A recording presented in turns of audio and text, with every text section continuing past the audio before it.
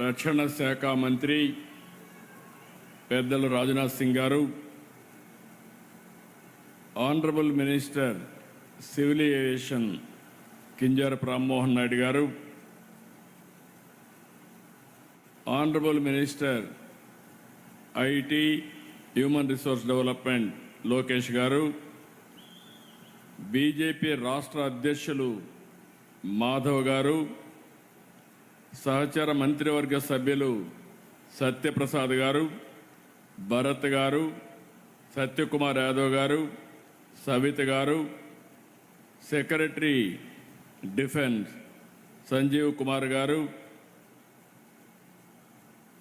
Honorary advisor government of Andhra Pradesh Satish Reddy గారు, గౌరవ parliament సభ్యులు పార్సారథి గారు, గౌరవ ఈరోజే మనం చూస్తే chairman MD Bharat Forge Limited Baba Kalyani గారు,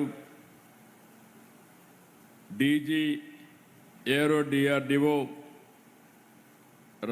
రాజలక్ష్మి మీనన్ గారు,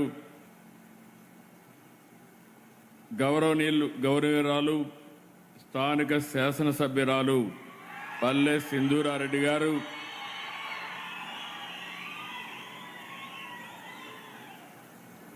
ఈరోజు చాలా కష్టపడి ప్రాజెక్టు కారకులైనటువంటి సెక్రటరీ ఇండస్ట్రీస్ యువరాజు గారు,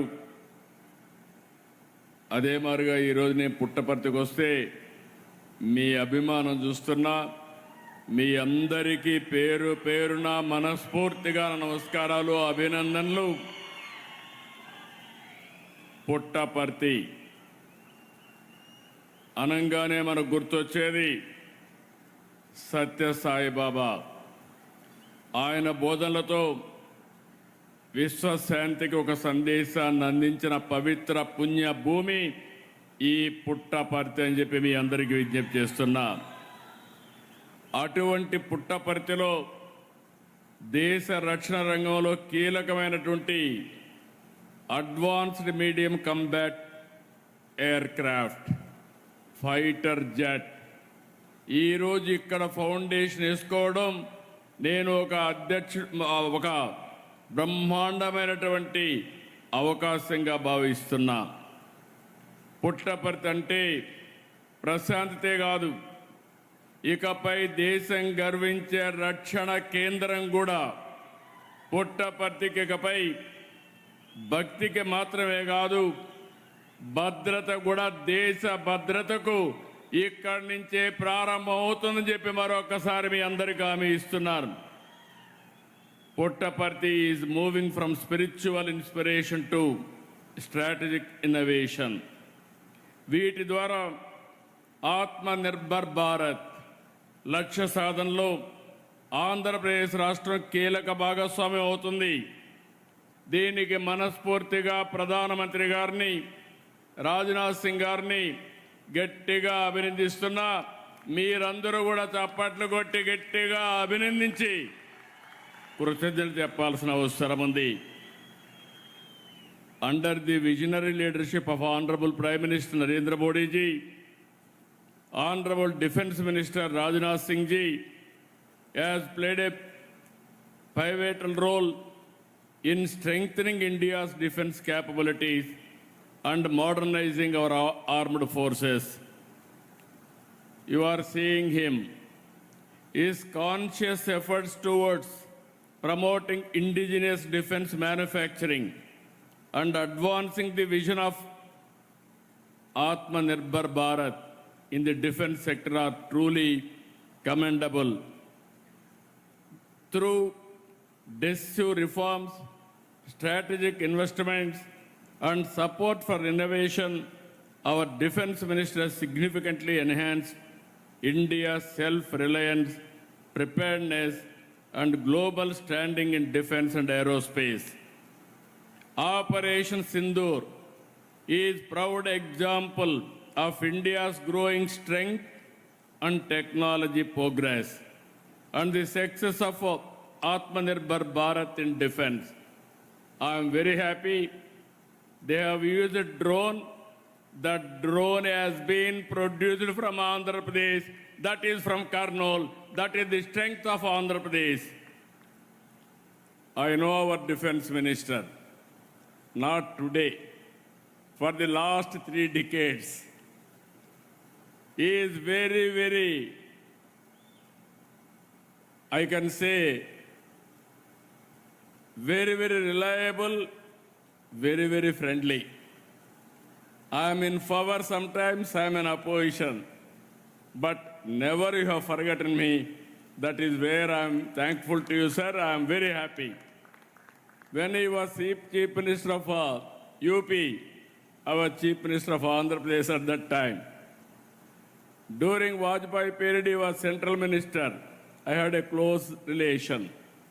Around 2014, you are the party president. We have an alliance at that time. You clinched that alliance, I am aware of that. From the beginning, 3 decades, even today, same affection. I am thankful to you, sir. This AMCA has come because of you. I am grateful to you for sanctioning this.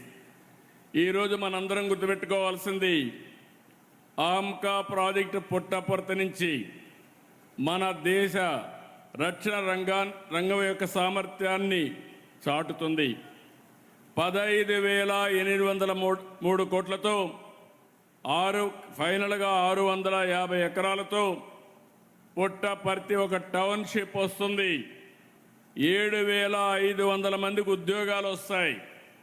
స్వదేశీ సాంకేతికతో యుద్ధ విమానాన్ని తయారు చేయడం ఈ project యొక్క ముఖ్యమైన లక్ష్యం. ఇక్కడ అల్టిమేట్గా మీరు చూస్తే 1,00,000 కోట్ల రూపాయలు పెట్టుబడులు వచ్చే అవకాశం ఉంది. నేను ఎన్నోసార్లు చెప్పాను, ఒకప్పుడు ఈజ్ ఆఫ్ డూయింగ్ బిజినెస్, ఇప్పుడు speed of doing business. Speed of doing బిజినెస్కి ఈ ఆమ్కా ఒక తిరుగులేని ఉదాహరణ అని చెప్పి నేను మీకు తెలియజేస్తున్నాను. ఇప్పుడే మినిస్టర్ గారు చెప్పారు, ఐటీ మినిస్టర్ గారు చెప్పారు, ముందు వీళ్ళందరూ పోయి కలిశారు. కలిసిన తర్వాత ఒకసారి మినిస్టర్ గారు నాకు ఫోన్ చేస్తే నేను కూడా రిక్వెస్ట్ చేశా, పర్సనల్గా కలిసి చెప్పాను. ఈ ప్రాజెక్టు స్పీడ్ మీరు చూస్తే ఈ ఏడాది 9వ తేదీన ఆమ్కా ప్రాజెక్టుపై రక్షణ శాఖలో చర్చలు మొదలైనాయి. 20వ తేదీన ప్రపోజల్స్ అడిగారు. 24వ తేదీన ప్రతిపాదనలు పంపించాం. 28వ తారీఖున కేంద్రం అంగీకరించింది. 29న అధికారులు ఇక్కడికి వచ్చి స్థలాన్ని పరిశీలించారు. 30వ తారీఖున క్యాబినెట్లో పెట్టి శాంక్షన్ చేశాం. ఈరోజు దీనికి ఫౌండేషన్ వేశాం. ఈ ప్రాజెక్టుకు పూర్తిగా సహకరించిన మిమ్మల్ని అందరినీ అభినందిస్తున్నా. ఇటీవల రాయల్ ఎన్ఫీల్డ్ మన రాయలసీమకు వస్తూ ఉంది. అదే జెట్ స్పీడ్తో ఫైటర్ జెట్ ఈ ప్రాంతానికి వచ్చిందని మరొకసారి మీ అందరికి విజ్ఞప్తి చేస్తున్నా. ఇది ప్రారంభం మాత్రం. ఇక్కడి నుంచి రాబోయే రోజుల్లో ఏరోస్పేస్ సిటీకి దారి తీస్తుంది. నాకు ఏమాత్రం కూడా అనుమానం లేదు. ఈరోజు మరికొన్ని డిఫెన్స్ అనుబంధ సంస్థలకి డ్రోన్ సిటీకి కూడా భూమి పూజ చేసుకున్నాం. మడకసిరలో భారత్ ఫోర్జ్, HFCL, దోనకొండలో BDL సంస్థలు 2,959 కోట్ల పెట్టుబడి పెడుతున్నాయి. దీనివల్ల 4-5 వేల మందికి ఉద్యోగాలు వచ్చే అవకాశం ఉంది. కర్నూలు జిల్లాలో డ్రోన్ సిటీ ద్వారా భారతదేశంలోని ఆధునిక డ్రోన్ ఎకోసిస్టానికి శ్రీకారం చుట్టాం. ఈరోజు 8 సంస్థలకి 686 కోట్ల రూపాయల పెట్టుబడులు వస్తున్నాయి. దీనివల్ల ఒక 2,500 మందికి ఉద్యోగాలు వస్తాయి. మనందరం గుర్తుపెట్టుకోవాలి, ఇటీవల కాలంలో ప్రపంచంలో యుద్ధాలు చూస్తే పెద్ద దేశాలతో సమర్థవంతంగా డ్రోన్ టెక్నాలజీతో ఫేస్ చేసే పరిస్థితికి వస్తున్నారు. భవిష్యత్తులో యుద్ధ రంగంలో ప్రజల రోజువారీ కార్యక్రమాల్లో డ్రోన్స్ చాలా కీలకంగా తయారవుతాయి. ఇప్పటికే మీరు వ్యవసాయం దగ్గర నుంచి అన్ని రంగాల్లో ఈ డ్రోన్స్ యొక్క ప్రభావం పెరిగింది. అందుకే దేశంలో మొట్టమొదటిసారిగా ఓర్వకల్లులో డ్రోన్ సిటీ ఏర్పాటు చేసిన ఏకైక ప్రభుత్వం ఎన్డీఏ ప్రభుత్వం.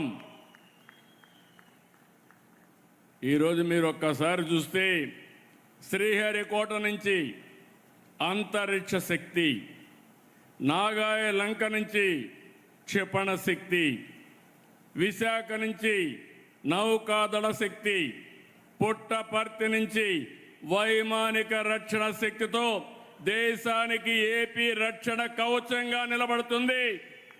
అది మన రాష్ట్రం కేంద్రానికి ఇచ్చే సహకారం. ఇప్పుడు ఒకసారి చూస్తే అనంతపూర్ జిల్లా నేను 5 డికేడ్లుగా చూస్తున్నాను, 50 సంవత్సరాలుగా చూస్తున్నాను. ఒకప్పుడు రాయలసీమ అంటే రతనాల సీమ. శ్రీకృష్ణదేవరాయల కాలంలో వీధుల్లో వజ్రాలు రత్నాలు రాసులుగా పోసి అమ్మే వారిని చరిత్ర చెబుతుంది. ఇది మన ప్రైడ్. అలాంటి రాయలసీమలో అనంతపురం జిల్లాలో ఒక దశలో ఎడారిగా మారిపోయింది. ఈ ప్రాంతంలో నేను కష్టాలు చూశాను. ఒకసారి కరువు వస్తే నీళ్లు లేకపోతే, పశువులను కూడా మేపలేకపోతే ఇక్కడ పశువుల కోసం క్యాంపులు పెట్టి ఆ రోజు ఆ గడ్డి కూడా ఎక్కడి నుంచో తీసుకొచ్చాం.